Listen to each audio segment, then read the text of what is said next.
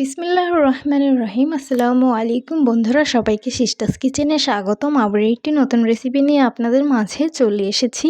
আজকে আপনাদের ঘরোয়া উপকরণ দিয়ে তন্দুর রুটি তৈরি করে দেখাবো, তো সাথেই থাকুন। পরিমাণ মতন এখানে আমি আটা নিয়েছি, তবে আপনারা ময়দা দিয়েও এটাকে তৈরি করতে পারবেন। স্বাদ মতো লবণ দিয়ে দিলাম, পরিমাণ মতন চিনি দিয়ে দিচ্ছি।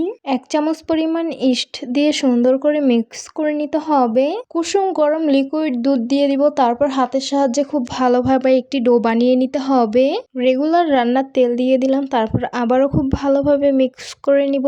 এই ডোটা যত তাড়াতাড়ি বানিয়ে রাখবেন তত সফট হবে আর এটা ফুলবে বেশি। এই তো সুন্দর করে একটি ডো বানিয়ে নিয়েছি। এখন এটাকে ঢেকে রেখে দেব একটু গরম জায়গায়। দেখতেই পাচ্ছেন ডোটা কিন্তু অনেক বেশি সফট হয়েছে আর অনেক বেশি ফুলেছে। ছোট একটি ডো নিয়ে সুন্দর করে একটি রুটি বেলে নিতে হবে। তবে আমি রুটিটাকে পুরো গোল করব না, একটু লম্বা টাইপের রাখবো। দোকানের তন্দুর রুটিটা কিন্তু একটু লম্বা টাইপের হয়। এই তন্দুর রুটিটা কিন্তু আমি তেল দিয়ে ভাজবো না। চুলায় একটি পাত্র বসিয়ে দিয়েছি। পাত্রটা গরম হওয়ার সাথে সাথে রুটিটা কিন্তু আমি দিয়ে দিয়েছি। একদম রুটির মতন এই তন্দুর রুটিটাকে আমি ভেজে নিলাম।